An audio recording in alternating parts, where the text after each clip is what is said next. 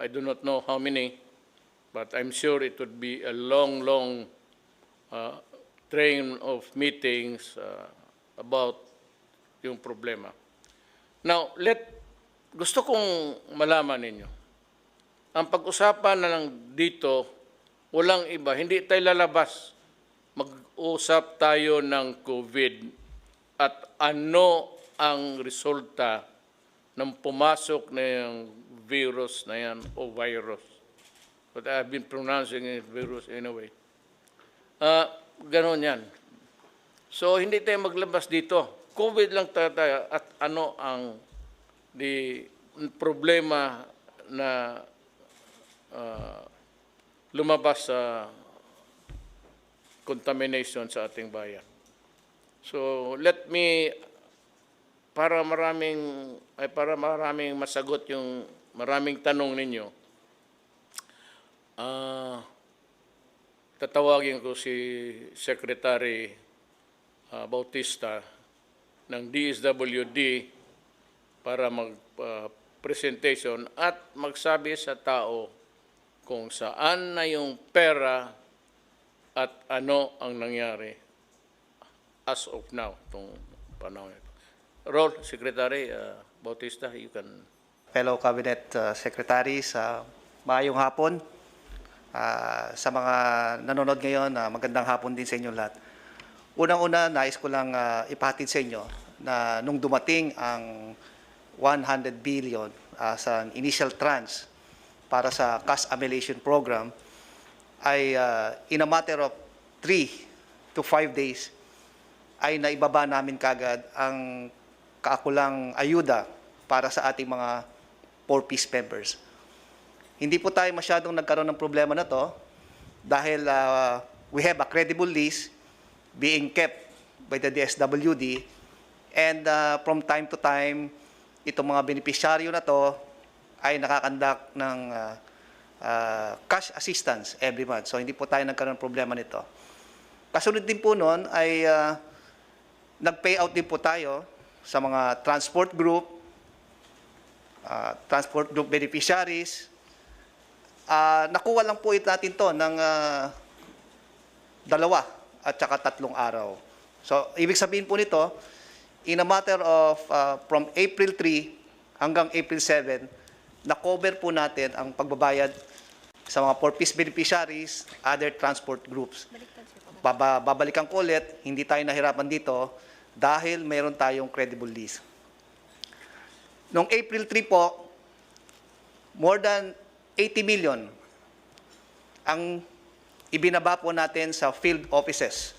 Ibig po sabihin nito, talagang yung mga budget allocated sa mga field offices para implement ang social amelioration program ay makarating kagad sa kanila. Kasi alam naman natin na sila ang mag-implement in coordination sa mga LGU. Nung natanggap po nila ang amount na 80 billion, ay dito na po nakipag-coordinate po sa mga local government units sa municipal, city, social welfare development para po i-transfer natin ang pondo sa kanilang LGU. Ang naging konsepto po nito ay sa tulungan ng AFP, PNP, DSWD personnel, other monitoring groups ay tutulong para sa implementasyon ng social amelioration program. Dito po naranasan natin na merong, sabi natin, naging problema kasi po ang listahan ng mga taong babayaran ay hindi po available.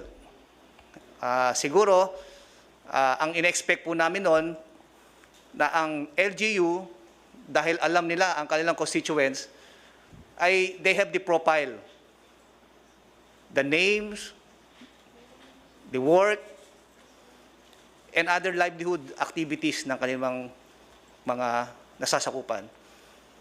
Dahil po hindi rin nila masyado kabisado o sabihin natin ding may kakulangan sa mga listahan na yon, dito na po nagkaroon ng problema.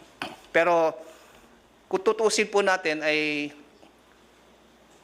ito po ang unang pagkakataon na dumaan tayo sa sitwasyon na to. Kaya naniniwala ko na sa unang sitwasyon na to, masasabi kong walang perfect na sistema. But as we continue to engage the LGU Municipal City Social Welfare Development Offices, we were able to identify and determine what are the gaps and the shortcomings. And hopefully in due time, we will be able to have it distribute the cash amelioration systematically and orderly. Nais ko lang i-emphasize dito para sa kalinawan ng lahat na ang cash amelioration program ay intended po para sa pamilya. Uulitin ko po, ito po ay intended sa pamilya. So, ibig sabihin nito, na ang isang head of the family ay bibigyan po sila ng social amelioration card at dito po nila isulat ang kanilang profile. Bakit natin pinapasulat sila sa social amelioration card? Para po makita kung ano pa ang mga tulong na naibigay sa kanila. May mga pagkakataon na isang pamilya o ang isang miyembro ng kanilang pamilya ay benepisaryo rin po ng DOLE. Benepisaryo rin po ng Department of Agriculture or even DTI. Naayon po sa batas ng Bayanihan Law na dapat ang isang pamilya ay makakatanggap lamang ng 5,000 to 8,000. Depende sa minimum wage rate sa isang rehiyon. Ang magiging problema po natin to, kapag hindi po na-validate ang isang pamilya, magkakaroon po ng duplikasyon ng mga benepisyong ibibigay sa kanya. Ano pong magiging epekto nito? Mababawasan po ang mga benepisyaryo dahil ang isang pamilya na nakakatanggap ng, sabihin natin, kung hindi nabantayan, makakatanggap ng 1, 2 o 3 ayuda sa mga iba't ibang ahensya. Pero kung susundan lang yung sinasabi nating isang ayuda lamang, yung mga sobra doon ay maaaring ibigay sa mga nakakarami. Kaya ayun ang ina-emphasize namin talaga na dapat sa pamilya. Yung mga other documentary requirements, mga basic documentary requirements na kasunduan ng LGU Municipal City Social Welfare Development Offices ay kailangan po yan dahil sa transparency and accountability. Alam naman po natin na may mga pagkakataon na may mawawalang pera o hindi mabibilang ang pera, kaya kailangan po na merong taong mananagot, taong sasagot kung sakaling hanapin ang mga pagkukulang na pera. Pero ito ang ina-encourage ko sa ating mga kapatid na dapat we should be a vanguard in the distribution of the social amelioration program. Dapat lumakas ang ating boses dahil alam naman natin na ang social amelioration program ay people's money, no? Coming from the people's tax. At hindi dapat po ito masayang o magamit lamang ng mga taong iniisip ang kanilang sariling interes. Ang akin lang pong advice sa ating lahat na this is not the time for blame game. Dapat the more that we should help one another in any form we can. Katulad ng sinasabi ng ating presidente na this is an opportunity for us to show to our people that we are worth a public servant and only looking after the welfare of our brothers and sisters. So ayun lang po ang aking mensahe. Ang DSWD po ay gagawin ng lahat na tulungan ng ating mga LGUs para masigurado natin na mapadali, mapabilis ang pagbibigay ayuda under the Social Amelioration Program. Maraming salamat po. Would like to Chief implementor ng ating programa si Secretary Lorenzana sa Department of Defense. Magandang gabi, Ginoong Presidente, mga Magmaskak kasi parang tayong long rangers dito. membro ng kabinete at ating mamamayan. Ako po yung chairman ng National Task Force ng COVID-19. Ito po ang ginagawa ng inyong task force ngayon. Ayos na po yung ating organization. Meron tayong organization ng mga lahat-lahat na transportation, logistics, saka yung communications. Naayos na po natin yung ating mga supplies ngayon. Nakahabol na po tayo ng ating mga PPEs na pinamili po ng PSDBM at saka ng DOH mula China. Halos araw-araw po ang hakot ng ating C-130 ng mga gamit na yan. At ito po, kami rin po ang nagbibigay ng mga nag-distribute itong mga gamit na ito sa mga hospital dito sa Maynila at saka sa probinsya. Tumutulong din kami ng paghahakot ng mga ibang gamit sa Mindanao at saka sa Visayas gamit ng ating mga Air Force planes.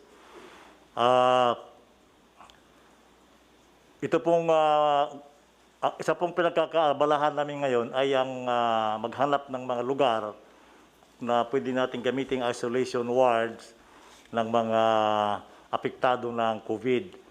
Marami na tayong nakita rito, yung World Trade Center, yung PICC, yung Rizal Memorial Coliseum, yung Tala, lahat ng QI, handa na po yan. At saka kahapon, nagpunta kami doon sa Philippine Arena ng INC ng Iglesia ni Cristo at kami nagpapasalamat kay kapatid Eduardo Manalo kasi inoffer niya yung kanilang facilities na kung magagawa natin yon ay 2,000 beds ang ating magagawa roon. So huwag po kayo mag-alala, kami po ay mayroon tayong mga tao na mamahala ng mga dapat gawin ng ating probinsya. Kami po ang taga-implement lahat ng mga gagawin sa lupa. So huwag po kayo mag-alala at kami po nandoon ng araw-araw at 24 hours a day. Maraming salamat po.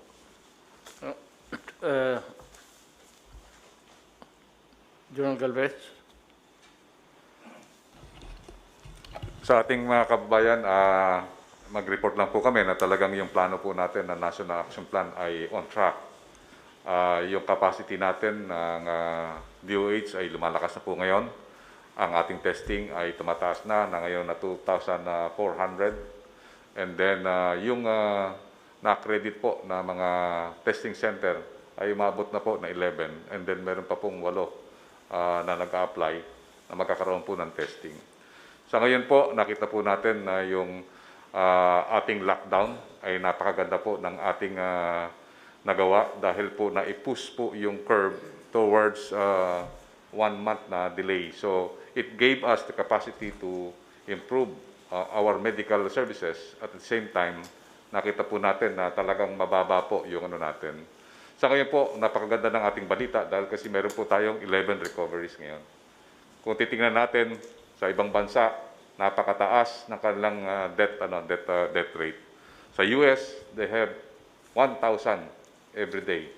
Sa atin, nakita natin, sa atin hindi pa tumataas ng 30 o nakikita natin nagdaan lang ng 8 hanggang 5 o hanggang mataas sa 10. Itong mga ito, nakikita natin napakaganda ng ating preparasyon kumpara sa ibang bansa. Nakikita natin na ngayon ang Japan na napakayaman, ang kanilang health services hindi maka-accommodate ng mga nangyayari sa kanilang mga cases. Same so with Singapore, they conducted the lockdown.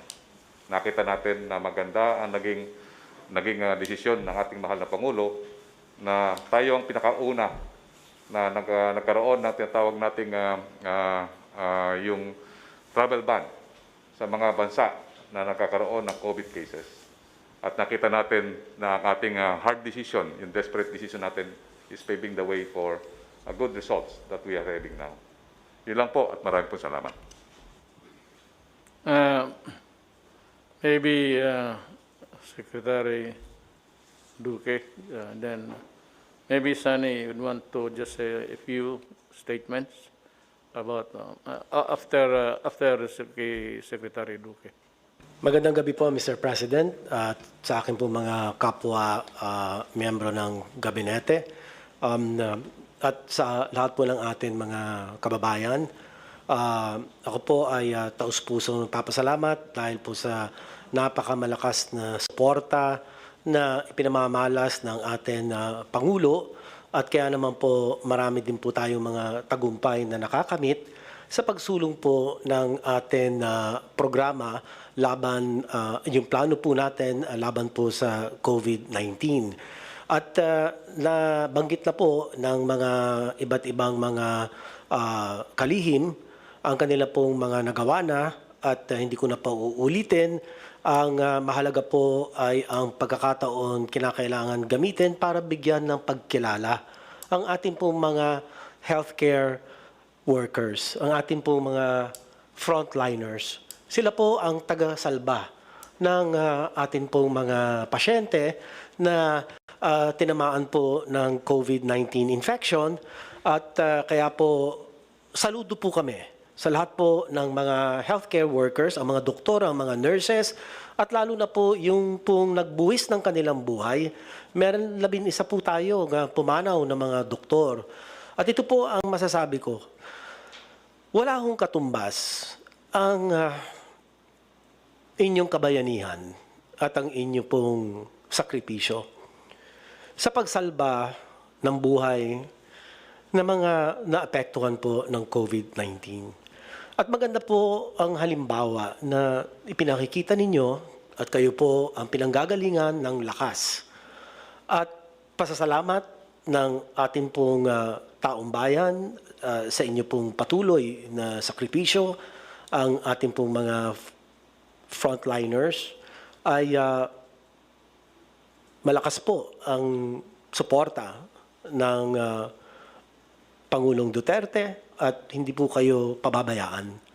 Mahirap man po ang inyong trabaho, ngunit andyan po ang lahat po ng mga namumuno sa gobyerno para bigyan po kayo ng sapat na suporta, kagaya po ng personal protective equipment, ay kayo po ang #1 priority sa pagbibigay po nitong mga kasangkapang ito.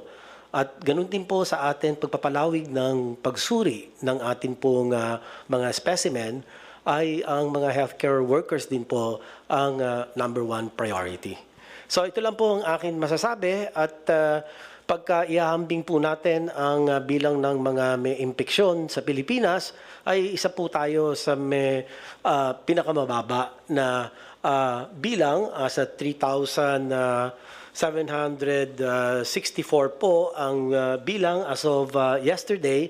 At ang ito pong bilang na ito ay lumalabas, dalawa ang total case per 1 million population. Isa po tayo sa pinakamababa. At kung ihahambing po natin ang mga mayayaman bansa, ay di hamak na malayong-malayo po ang atin ranggo.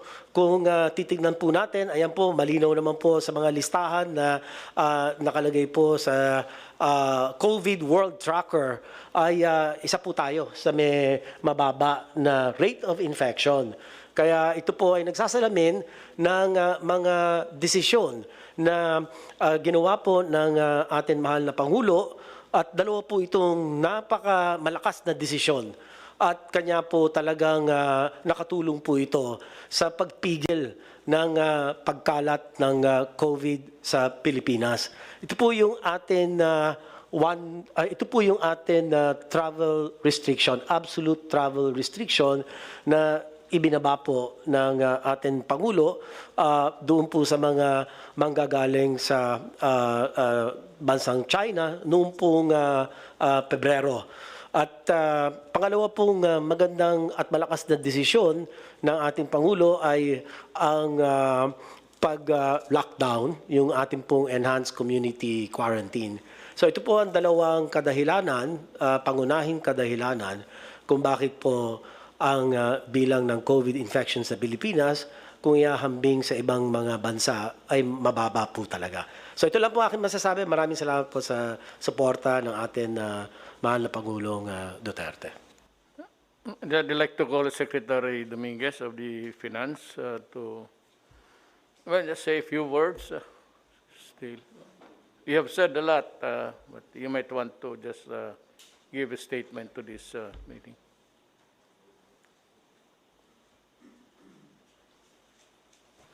Gandang gabi, Mr. President at members ng Cabinet. Before we start, tignan natin kung saan tayo nanggagaling sa in terms of the economy. Ho. Nung pumasok kayo noong 2016, ang order niyo ho sa amin ay is to manage the economy for the welfare of the Filipino people. Ang ibig sabihin nun, lahat ng collection natin ng taxes should be collected efficiently at lahat ng gastos natin should be very conservative and really wag tayo magwaldas ng pera.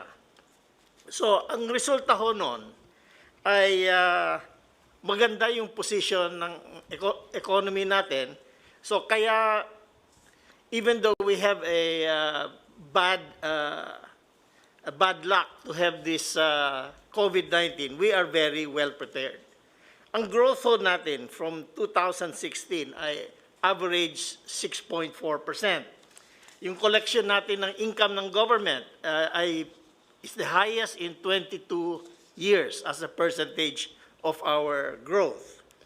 Ang utang ho natin has gone down to the lowest it has been in terms of percentage to GDP, and it's only now 41.5%. Dati ho, 70% of GDP yan. Ang inflation ho natin, bumaba na. So it's, last month it was 2.5%, and it is within our target of 2 to 4%. Ngayon, itong COVID-19 has hit us in a very hard way. Ang katotohanan lang, ang estimate natin, our GDP growth will be 0 or minus 1%. Ang temporary unemployment natin will be 1.2 million workers. Pero this is in comparison with the lowest unemployment rate ever achieved in the Philippines. For the economy tignan din natin yung budget deficit natin from 3.2%, lalaki ng 5.3%. In other words, we will be spending more than we will be collecting. But we are spending more in order to save the people and make sure that they have food on the table during this time. So, ang debt to GDP natin tataas from 41%, siguro aabot ng 47%. Pero that is still very low in compared to our neighbors. May isang neighbor tayo na 80% of GDP ang utang nila. Ngayon, nagpapasalamat ako na the legislature gave you the power to reallocate the budget so that we can meet the new, the new priorities now, which is the COVID, which is brought about by the COVID. So, the economic managers and the central bank have put together a fiscal and monetary actions of a value up to this date of 1.17 trillion pesos or 6.8% 5 to 6% of the GDP. We have a long breakdown of how we help this program, but mostly it was to provide subsidies for the low-income families and workers of the small and medium enterprises. We also spent a lot of money, about 600 million pesos for health care and COVID items. And the central bank has provided 830 billion pesos in liquidity for the economy. So, this is what we have done so far. Ngayon, right now, we are working on our recovery or our bounce back program. But to do that, we have to analyze first what is the damage to the economy. So we have a survey, and we have already received 44,000 respondents, and we will analyze that para matignan natin kung saan ang malaking damage sa tourism, sa manufacturing, at saka anong mga companies na natamaan ng masama, either small and medium enterprises or yung mga big corporations. So we are also coming up with the program to continuously borrow more money to support the Philippine economy and our fight against this COVID. Right now, tinatap natin yung mga kaibigan natin sa ADB at saka sa World Bank.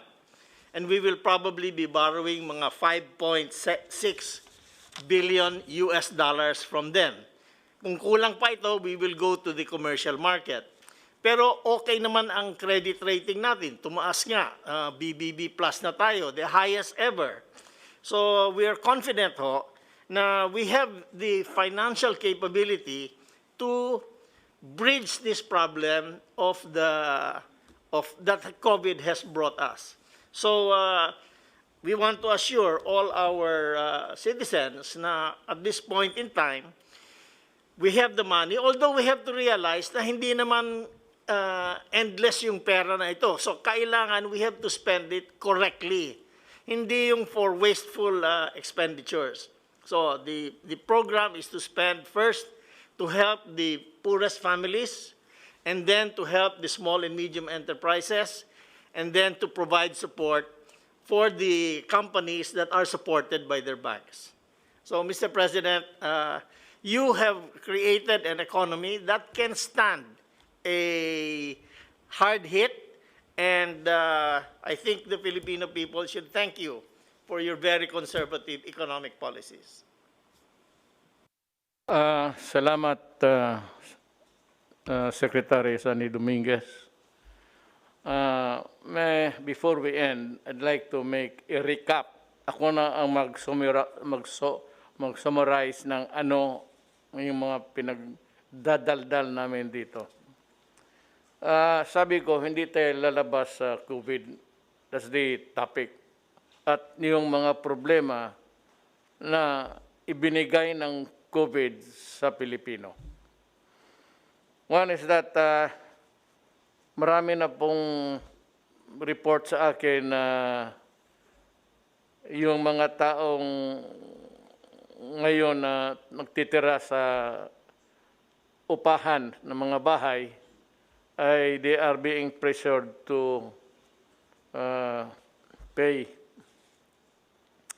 Alam mo, lahat tayo nawalaan ng income. So, I would like to ask the owners na kung maaari, yung sa lote, to suspend yung sa bahay, wag mo munang hingiin kasi wala talaga, okay naghihirap ngayon. And whatever na ang nasa kamay ng mga tao ngayon, they are saving it for the last day, the rainy days to come. Nandiyan naman yung tulong, pero ito ang gusto ko ninyong maintindihan. Yung pinagdadaldal ng isang congressman na ulol, torpe, na may 300 billion binigay ng Kongreso, hangin ho lahat yan. Wala pa yung pera na yan dito. Yung budget for next year, we are preparing it now. Yung budget na pinapatakbo natin was prepared last year. But COVID was not included in that budget. So yung sabi ko na 300 billion, yun yung mga sinabi ko na walang masyadong proyekto na walang siguro. Or projects, sabi ko, that cannot be completed during my term. Sabi ko sa kanila, Wendell Abisado sa budget, and Sonny Noset is from Davao, Congressman Nograles, na nabi ko sa mga tao ko, nung last year, mag-isip kayo ng budget that can be implemented at matatapos sa termino ko. Ayaw kong lumabas sa opisina na mayroong mga project na hindi natatapos. Kaya kung hindi lang man importante, ang suggestion ko sa Finance, kay Secretary Dominguez, is be sparing. Yun na lang mga projects na talagang makikita mo at matatapos natin at makita ng mga tao. Kaya yung nakikita ninyo ngayon, yung madaan kung anong nakikita ninyo, yun yung projects na nakaantala sa budget that was prepared last year. Yung pera na yung para sa COVID, hindi yan pera na kukunin pa. Yan ang nireserba ni Secretary Dominguez na may pang buffer zone tayo at may maiwan tayong pera bago tayo umalis sa gobyernong ito. Yun ang totoo dyan. Ngayon, yung pera sinasabi ng tong ulol na abogado naman sana, pagkatorpe po. I think your brain is melting. You're a lawyer, bagay. Economy man ito. Saan ka nag-aral, ewan ko. Yang pera, yung pinoprogram last year na ngayon, ito yung budget na guide na pera na makakolekta natin. So, ang fiscal year is divided ito, first, second, third, fourth quarter. Ang ginagamit ng natin, yung nakakolekta natin ngayon. Yung sa budget na nakaprogram, hindi na matuloy yun dahil sa COVID, nag-ikis ang panahon. So yung may mga project ngayon, baka ilagdag ko yung malalaki pag nagkulang ako sa pera para sa control sa COVID. Magastos itong inang kalaban na ito. Hindi mo makita at lahat ay tinatamaan, hinuhostage tayo. Sabi nga doon nag-Facebook sa akin, natatawa na lang ako. Paano natin labanan yung COVID kung nagtatago tayo? Hindi mo kami pinapalabas ng bahay. Alam ko, minsan bastos ako magkwento, magbiro. Pero totoo ka talaga, tama ka. Kaya pamatong na pinapaalis ako kasi wala akong solusyon. Sige, tama. Ikaw na ang presidente. Kaya sabi ng mga sundalo, nasaan ka na? Kasi mag-report na sila sa iyo. Hindi ka man nila nakikita, where are you? Kasi kung nakumbinsi mo ako na you have medicine to cure COVID in 7 weeks, anak, sabihin ko sa iyo, kung totoo yan, Adre, ako na mismo ang magtulak sa ulo ko dyan sa Pasig, gago, umalis ka na at dumating na ang santil mo ng...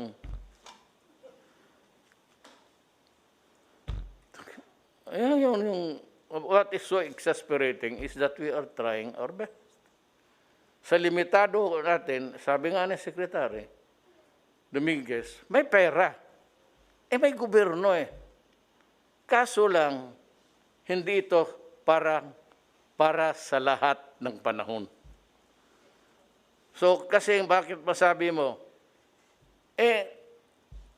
wala tayong kinikita ngayon. Ano yung budget na sinasabi niyang intelligence fund, wala pa yan.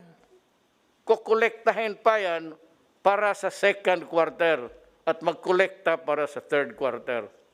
Hindi yan, pagkaintindi kasi, pag naniniwala ko sa mga ugok na yan, na yung 300 billion nandyan, o ito Duterte, o Kongreso, 300 billion, iyo yan.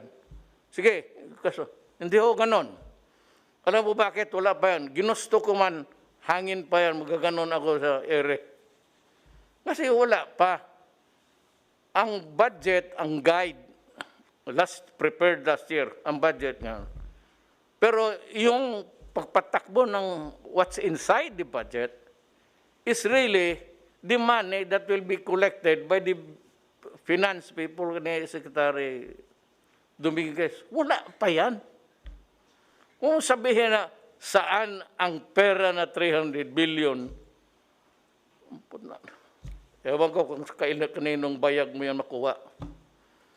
It's not there. Magkukolekta pa ako ngayon. Masunod ba yung collection mo? Hindi. Bakit?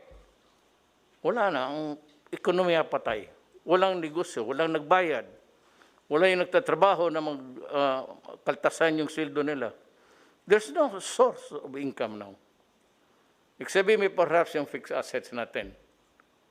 Yung mga lupa, may mga building, yun. Pero aside from that, the big money, ang sabi ko, ang gobyerno hindi nag-iimprenta ng pera yan.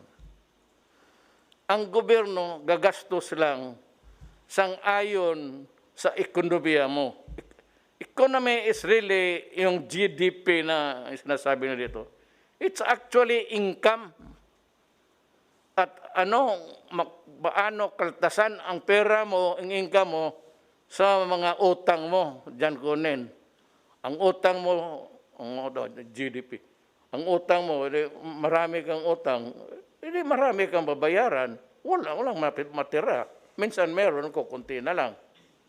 But what is important really is, makinig kayo kasi, alam mo, kung hindi kayo makinig, and if you persist on listening to the idiots of this world, itong mga Pilipino, talagang madali ang pagbabagsak natin. So you listen very carefully because we are trying to save not only an economy but the country. Help the country alive. I am not asking you to help the economy. Wala kayong maitulong pati ako. So you just try to, do something that is not precipitate statement. That would cause trouble na manggaling doon ang problema kasi mahirapan na tuloy tayo. Pero kung gusto yun nila ang mangyari, sabi ko sa akin, it's up to the Filipino people. If you decide to listen to the insane, Amatong and company, pati yung congressman dyan, edi doon kayo. Ngayon, kung magsabi kayo, saan na yung pera namin na 300 billion? Wala pa po yan. Kukolektahin pa yan. O yung sabi, 270 million.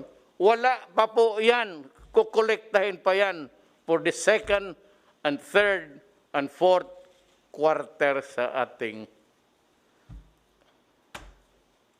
kikitain. Yan ang totoo dyan.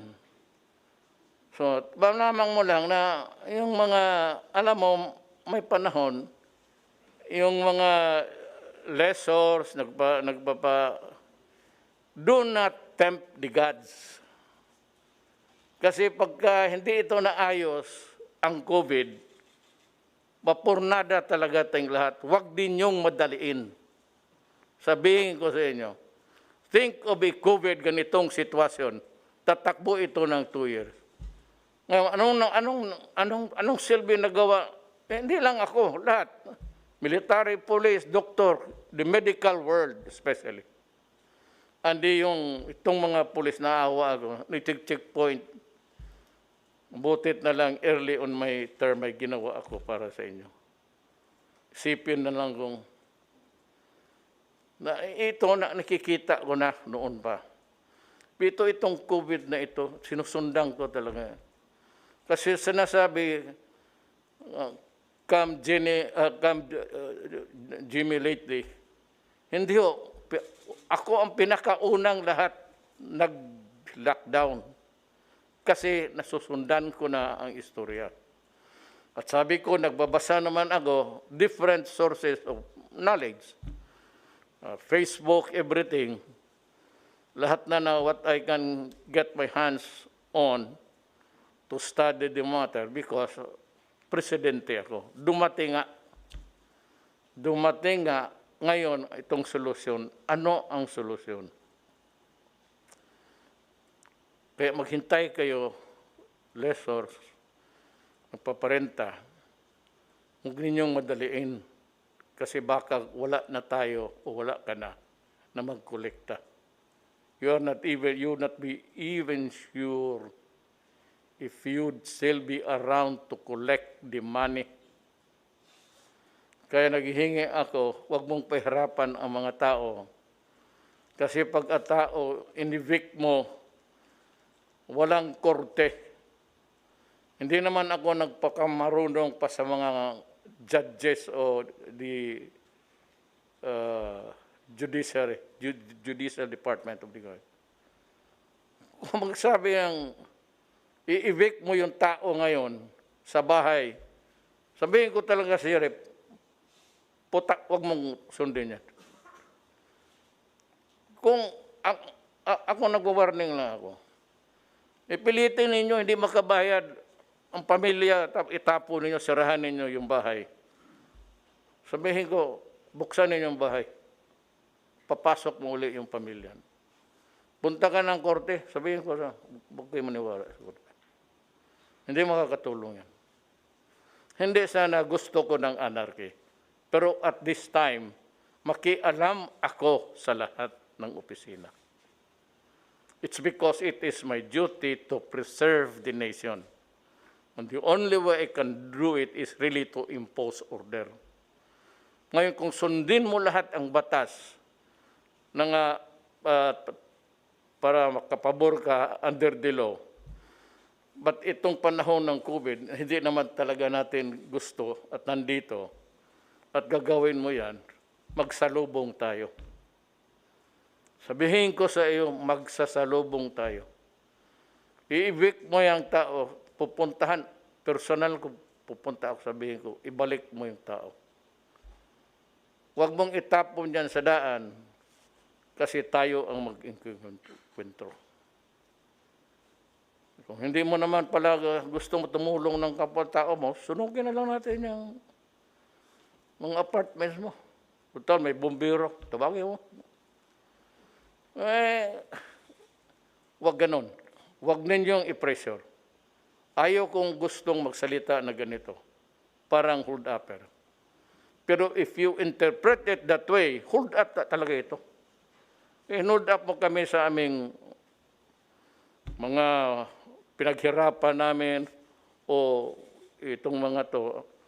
Ako lang, hirap ako magsalita. Sikip ko sinang, kasi lahat sila naka-maskara. O, mahiya naman ako kasi ang order ko, huwag kayong lambasan, walang maskara. Tapos makikita ninyo lahat sila, ako lang ang hindi. So, naghingi ako dyan sa mga sundalo. Binigyan nila ako. Pero ang binigyan nila yung para sa mataas na ilong. Kaya nahulog kasi wala akong ilong. Hindi naman ako. Saan ba niya bila ito? Sa Amerika? May ano pa, may parang ano pa dito hangin, mahigop mo. Maliit naman yung butas, let's say, baka labas-pasok ang COVID dito sa mukha ko. Well, anyway, ganon. Nakikiusap ako. Nagmamakaawa ako sa inyo. Huwag ninyong pilitin ang mga tao ngayon. Walang pilitan. Kasi talagang mag-iinkwentro tayo. Hindi talaga ako papayag. Huwag ninyong akong pilitin to go against the law. Because if the law says that you are entitled to this and that, but it will work sa kapwa-tao mo ngayon, biro mo, i-presyo mo, paalisin, ay puta. Sabi ko, maghanap ka ng panahon sa buhay mo. Kung may buhay pa tayong makarating. Alam mo, ulitin ko. COVID, anong sagot? Vaccine. Walang vaccine, COVID stays. Yan ang totoo. Bigay ko sa inyo ang totoo. So, magmaskara tayo kung wala pang vaccine mga Christmas time. Sabay na tayo sa mga hold-upper. Pareho na tayo, pareho na lahat. Itong bisa ng mga unggoy. Di, sabay na tayong lahat. Hold-upper na tayo. Naiinis ako alam mo, dandahan lang. Sabi nga ni Secretary Dominguez, may pera. Do not pressure anybody or a poor person just because you have this right. It is not the time for you to pressure other people because of your right. Ay, sabihin ko sa uli, mag-iinkwentro tayo. Sigurado yan. Taga ninyo sa bato yan. Hindi ako papayag. Ang mga papayag, sinong tawagin ninyo? Pulis. May pulis, umalis kayo dyan, pulis. Get out.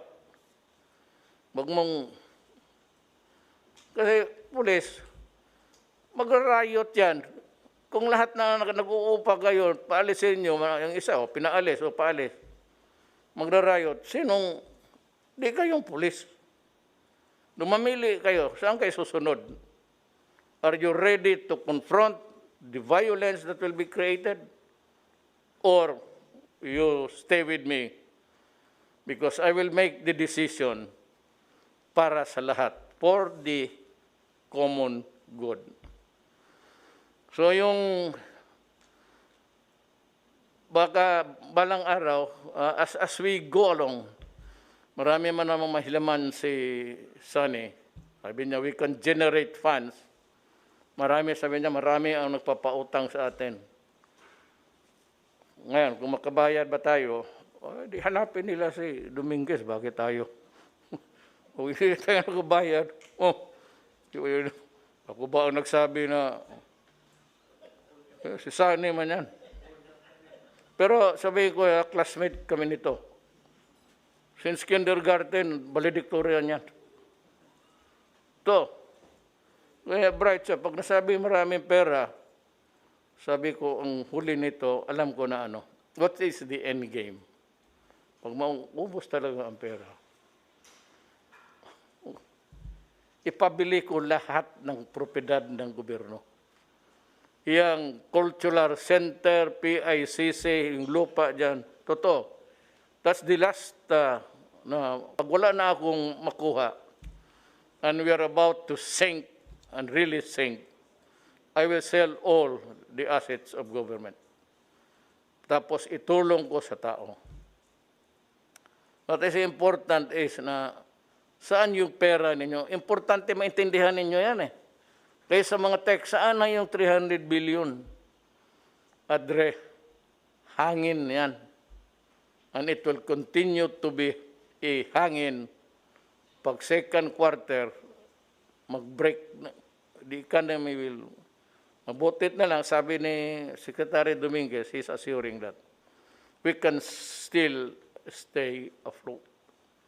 Lulutaw pa tayo, pero sabi niya, huwag ka lang magsabi na kung kailan. Kasi yung mga tao, hindi mo mabigyan ng hope. Ako, magbigay ako sa inyo ng hope. For the time na nandito ako ang control. Ibigay ko lahat. Yung pagbili ko lahat, pati propiedad ng kung saan, ipagbili ko. Ngayon, ibibigay ko sa inyo yan. And do not worry about the money. Kung yung pagdating yung lahat ng committee na membro para mag-aral kung magkano ang presyo saan, ibibigay ko sa mga opposition. Ibibigay ko sa torpe na abogado nito. Pati ang gawain kong chairman si Amatong. Sige, kayo ang mag-negotiate para wala kayong duda sa amin. Kung ano lang kikitain. Kung napagbili ang cultural center ng 50 mil, wala tayong magawa. Yun ang negosasyon nila. Ayaw ko makialam kasi alam mo bakit? Sabihin mo na yan, bilyon-bilyon yan. Magkano ang kickback nila? Kaya gusto ko lahat ng negosasyon, kung may ipagbili man ako, if ever, if at all, ganito. Mag-usap kayong magkano ang valuation, magkano yung renta dyan sa mga complex, magkano ang bayad nila. Bigay ko yan sa, siguro 5, dawala lang ang membro na taga-gobyerno. Sige, kayo ang mag-negotiate. So, uli, yung sabi nga nila, hindi yan individual, be counted by families. Kayo itong Pilipino. That is a lesson. There's always a lesson to be learned. May leksyon talaga ang buhay. Kaya hindi kayo maniwala. Ngayon, dumating yan sa inyo, kung hindi kayo, except those na nakuha talaga nila ang sakit because wala silang choice. Kaya mga doktor namatay, mga pulis, humaharap sila mga nurse, may tama silang lahat. Kaya yan sila ang pinagdadasal ko number 1. Na lahat niyang nasa ospital ngayon, yung lahat na nakipag-ugnayan sa may sakit sa mga bahay-bahay. Unahin mo yan sila, Diyos. Ipanghuli mo na lang itong akin dito kung paano mo total. Sabi ko, pag hindi, pati itong totoo yan, ha? Nandito kami sa harap ng Pasig. Balikan ko yung mga ang sunod bibigyan. Outside of yung nakalista na sa budget. Yun ang mga budget, yun yung mga pangalan na sa barangay list. Kaya pag wala ka doon, hindi ka talaga mabigyan. Ngayon sabi mo, paano kami, Mayor, patayin mo kami sa gutom? Well, the men on the ground will know. They're human beings. Rule, puro general to General Bautista, General Rosena, and General Galvez. They will look for a way to help you. Hindi ka na hinanapabihan. Yung talagang nawala sa linya, you also might want to take it up with your mayor or barangay captain. Ang pag-asa natin is, including UP, itong atin, ipagmalaki rin natin ang mga doktor natin. Yung mga bright. Kasi over time, yung nag-survive kasi ng COVID, nagkaroon na kayo ng, kasi ang COVID, hindi yan nana, hindi yan sugat. Hangin yan nasa hangin. Ang problema noon, kung maghintay ka lang mag-atse, tapos kung palayo kang, ngayon, yung germs niya, nilalabas na niya, kung malapit ka, pagdating ng hangin, yung binubuga niya doon sa hininga niya, o sa gip mo, kaya maraming nagkaroon ng pandemic. Italy suffered, magkano ang sa Italy ang namatay? 10,000? 15. We're trying to figure out how Sani can come up with yung mga nabawasan yung iba naman kasi nag-retired na, hindi na nakapag hanap buhay. Yung iba nag-asa lang kasi yun ang propiedad ng nanay pati tatay nila, hindi nang magtatrabaho. We are looking for a way how government can help. Pag mag-asa lang tayo na sabi ni, anong ibig sabihin ni yung credit rating natin, BBB, B plus, B plus, ibig B plus, yun ang one of the highest na magpahiram sa atin kasi marunong tayo magbayad, marunong tayo maghiram at marunong tayo magbayad on time. Kaya yung sinasabi ni Secretary Dominguez, ang credit rating natin is B+, which is halos nasa A na. So, magkano utang natin? Well, it could go into trillions. But ang Japan is 300 trillion ang utang. Pero gumagana sila kasi ang ekonomiya nila, they have the capacity to pay. Baski trillion, ang kumikita naman sila ng trillion rin. Ang mga taga-UP natin, yung gumaling na, nagkaroon na yan sila ng antibodies. Ibig sabihin, matatag ang antibodies nila. Matanda, bata, wala, babae, lalaki.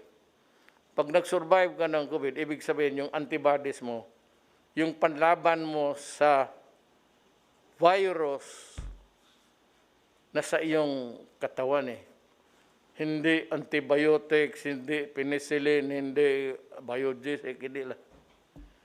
Ang katawan mo mismo ang mag-produce ng produce ng mga sundalo, lalabanan ang COVID. Ang mga taga-UP, they're trying to figure out, yung nakalabas na sa lahat na magmabuting loob kayo, and I think kung ako, I should volunteer. That is the way of thanking God that you have survived. Pakuha kayo, kasi yun ang dugo ninyo, yung plasma ninyo, yun ang i-inject doon sa mga tinamaan. So, yung katawan mo, makukuha niya yun, yung dugo na kapatid mo na Pilipino, makukuha niya yan. Kasi kung mahina ka, matatanda, kagaya sa amin, I don't know if my immune system is working efficiently. Sabi nga nila, ang vulnerable, yung matatanda. So anong solusyon, Duterte? Mayor, COVID, vaccine, bakuna. Kagaya ng kagat ng aso, that's the nearest that I can think of. Pag nakagat ka ng buang na aso, pag hindi ka na injection ng anti-rabies, you will die. Sigurado yan, walang antibodies, antibodies dyan. Pag hindi ka nabakunahan, patay ka. Yun namang sa COVID, hindi ito gaanong rabies na, it's not really a form of rabies, but yung mga tao may mga resistance, yung matatag. Yun yung mga tao na, hindi ko kayo iniintriga ha. Ito yung mga tao na, nandyan sa daan, araw-araw trabaho. Pero lahat ng nahigop nila lahat na siguro yan. Kaya matatag sila. Ayun yung iba naman, genetics. In the meantime, we help each other as one nation. Hindi ako kung if you still want a quarrel, go ahead. I said, there will be a time for that kung mag-survive tayo. You can keep criticizing, pero alam ng taong bayan, alam na ng Pilipino, ano itong COVID at ano yung hakbang ng gobyerno. At importante ito, I was stressing it again and again. That's why I requested the presence of Secretary Dominguez. Saan yung pera? Sabi, saan yung 300 million? Oy, ugok, wala pa yan. Kukolektahin pa yan. Pag nakolekta na yan sa second quarter, yung pera na pag-ipon mo, ang batayan yan is the budget prepared last year, which is being implemented now. Yung mayroon tayong savings, yun na yung sinabi ko kay Secretary Dominguez. Mag-ipon ka for the rainy days. Dumating nga talaga sa buhay natin.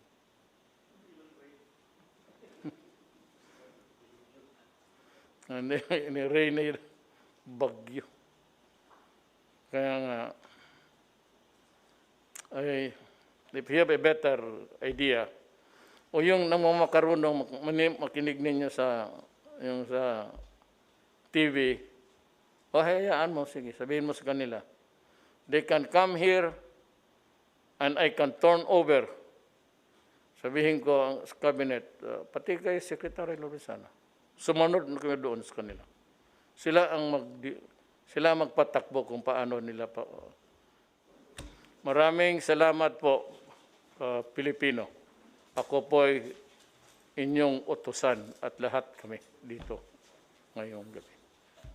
Again, salamat po.